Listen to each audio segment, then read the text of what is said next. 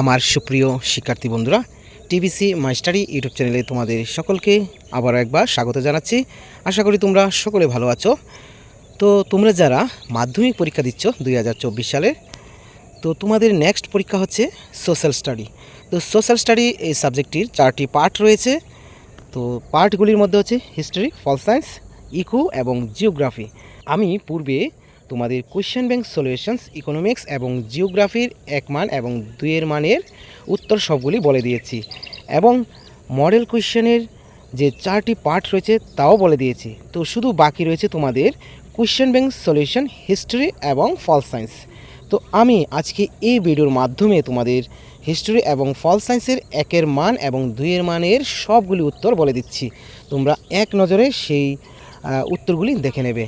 আশা করি তোমরা পূর্বে কিছু কিছু প্রশ্ন পড়ে নিয়েছো। তো যারা তোমরা কোয়েশ্চেন ব্যাংক সলিউশনের উত্তরগুলি এখনও পাওনি, তো এই ভিডিওর মাধ্যমে আশা করি তোমরা পেয়ে যাবে এবং তোমরা কিছুটা হলেও উপকৃত হবে। তো চলো শুরু করি। তো এখানে সিলেবাস তোমাদের অবশ্যই জানা রয়েছে, তো আমি সিলেবাসটা এখানে দিয়ে রেখেছি। তো প্রথম প্রশ্ন হচ্ছে, ইয়ং ইতালি নামক গুপ্ত সমিতির প্রতিষ্ঠাতা ছিলেন। তো সঙ্গে উত্তর রয়েছে জোসেফ মাৎসিনি রক্ত ও লৌহনীতির প্রবর্তক ছিলেন। তো এখানে সঙ্গে উত্তর রয়েছে। তারপরে 3 নম্বর, এভাবে আমি বলে যাচ্ছি, তোমরা অবশ্যই দেখে নেবে। পুনা চুক্তি স্বাক্ষরিত হয়েছিল। সঙ্গে উত্তর তোমাদের সুবিধার জন্য তৈরি করেছি। এই পরীক্ষার মুহূর্তে তোমরা উত্তর খুঁজে বের করে সময় নষ্ট যাতে না হয় তার জন্য তোমাদের জন্য তৈরি করেছি। আশা করি অনেকে পেয়ে গেছো। যারা তোমরা পাওনি তাদের জন্য এই ভিডিওটি। সাইমন কমিশনের মোট সদস্য সংখ্যা, ঠিক আছে, বন্দে মাতরম সঙ্গীতের রচয়িতা। তারপরে 7 নম্বর, আধুনিক ত্রিপুরার জনক, এখানে বীর বিক্রম কিশোর মাণিক্য। তারপরে ত্রিপুরা পূর্ণাঙ্গ রাজ্যের মর্যাদা পেয়েছিল, ত্রিপুরার প্রথম চিফ কমিশনার ছিলেন। তো এখানে কিছু কিছু প্রশ্ন তোমরা পূর্বে মডেল কোয়েশ্চেন যে ভিডিওটি তৈরি করেছিলাম সেখানে কিন্তু রয়েছে। তো মডেল কোয়েশ্চেন থেকেও কোয়েশ্চেন ব্যাংকে কিছু প্রশ্ন দিয়েছে তোমাদের। তো তোমরা বুঝতে পারছো মডেল কোয়েশ্চেন এবং কোয়েশ্চেন ব্যাংক খুবই ইম্পর্টেন্ট রয়েছে এবং তোমাদের যে প্রি বোর্ড পরীক্ষাটি হয়েছিল সেই পরীক্ষাটির প্রশ্নপত্র তোমাদের জানা দরকার। এখান থেকেও কিছু প্রশ্ন আসবে, ঠিক আছে। তো এই প্রশ্নটা দেখো, তোমাদের প্রোটো শিল্পায়ন বলতে কী বোঝায়, এটা মডেল কোয়েশ্চেনে রয়েছে। তো এখানেও কোয়েশ্চেন ব্যাংকও রয়েছে। বাষ্পচালিত ইঞ্জিন আবিষ্কার করেন, উত্তর রয়েছে গিল্ড নামক সংগঠনটি ছিল শিল্পপতিদের। তো তারপরে আমরা চলে যাচ্ছি নিম্নলিখিত প্রশ্নগুলির একটি শব্দে একটি পূর্ণাঙ্গে বাক্যে উত্তর দাও। তো কাউন্ট ক্যাবোর কে ছিলেন? তারপরে এই প্রশ্নটা কিন্তু মডেল কোয়েশ্চেনও রয়েছে। ফ্রান্সের কোন শিল্পী নতুন বিশ্বের কল্পনা করে 4টি ছবি এঁকেছিলেন? শিল্পী ফ্রেডারিক শুরু হবে, ঠিক আছে। ইটালির বিসমার্ক কাকে বলা হতো? কাউন্ট ক্যামিলো ডি ক্যাবুরকু। বানানটার প্রতি লক্ষ্য রাখবে। স্বরাজ্য দলের সভাপতি কে ছিলেন? গান্ধীজির রাজনৈতিক গুরু কে ছিলেন? কাইজার হিন্দ উপাধিকে গ্রহণ করেন? শিল্পায়নের নতুন যুগের প্রতীক কী ছিল? তারপরে শিল্প বিপ্লব কথাটি প্রথম কে ব্যবহার করেছিলেন? Arnold Toynbee. তারপরে আছে কে কত খ্রিস্টাব্দে টিস্কো প্রতিষ্ঠা করেন? ভারত মাতা চিত্রটি কে প্রথমে এঁকেছিলেন? 1815 খ্রিস্টাব্দে ভিয়েনা কংগ্রেসের সভাপতি কে ছিলেন? তারপরে 12 নম্বর, তো এখানে 12টি রয়েছে। তো আমরা এরপরে যাচ্ছি 20টি শব্দের মধ্যে উত্তর, অর্থাৎ 2 নম্বর মানের প্রশ্ন, ঠিক আছে। ফ্রাঙ্কফুর্ট সংসদের 2টি বৈশিষ্ট্য, এটা কিন্তু মডেল কোয়েশ্চেনে আমি উত্তরটা সেম বলে দিয়েছি। আশা করি তোমরা সেখান থেকে শিখে নিয়েছো। আবারও আছে এখানে কোয়েশ্চেন ব্যাংকে, তবুও আমি উত্তরটা দিয়ে দিয়েছি। জুল বেরাইন বলতে কী বোঝো? তারপরে ইতালির ঐক্য আন্দোলনে কেবুর বা জোসেফ মাসিনির ভূমিকা কী ছিল? ত্রিপুরা ভারত মুক্তির ক্ষেত্রে কাঞ্চনপ্রভা দেবীর অবদান উল্লেখ করো।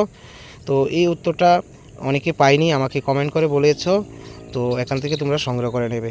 তারপরে 5 নম্বর, চাকলা রোশনাবাদ বলতে কী বোঝো? এটি কেন ত্রিপুরা রাজ্যের সাথে যুক্ত হলো না? এটাও কিছু ইচ্ছুক ছাত্রছাত্রীরা চেয়েছিল।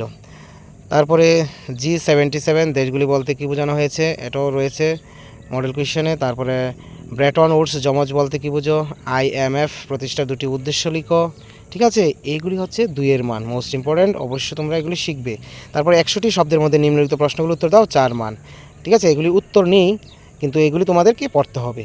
দেখো এখানে রাওলাট আইন প্রবর্তনের উদ্দেশ্য, তার বিরুদ্ধে কি প্রতিক্রিয়া, তারপরে অসহযোগ আন্দোলন, লবণ সত্যাগ্রহ, এগুলি তোমাদের পড়তে হবে। তারপর কিছু মানচিত্র তুলে ধরা হয়েছে, এগুলি তোমরা অবশ্যই দেখে নেবে, ঠিক আছে। তো এখানেই আমরা সমাপ্ত করছি ইতিহাস। তো এবার যাচ্ছি আমরা পলিটিক্যাল সায়েন্স, রাষ্ট্রবিজ্ঞান, কোয়েশ্চেন ব্যাংক সলিউশন। তো তোমাদের সিলেবাস সম্বন্ধে ধারণা আছে এখানে, তবুও আমি তুলে ধরলাম, দেখে নেবে অধ্যায়গুলি কী কী রয়েছে। তারপরে একটি পূর্ণাঙ্গে বাক্যে উত্তর এখানে রয়েছে। ক্ষমতা বিভাজন নীতির মূল প্রবক্তা কে ছিল? শ্রীলঙ্কা কবে স্বাধীনতা লাভ করে, এটা কিন্তু মডেল কোশ্চেন হচ্ছিল। ঠিক আছে, তারপর মডার্ন পলিটিক্স অ্যান্ড গভর্নমেন্ট বইটির লেখককে, বানানের প্রতি লক্ষ্য রাখবে। ভারতের সংবিধানের যুগ্ম তালিকা অন্তর্ভুক্ত দুটি বিষয়। তারপরে ভারতে কোন রাজ্যের নিজস্ব সংবিধান রয়েছে, বর্তমান ভারতে কতগুলি রাজ্য এবং কেন্দ্রশাসিত অঞ্চল রয়েছে, ইম্পর্ট্যান্ট আছে প্রশ্ন।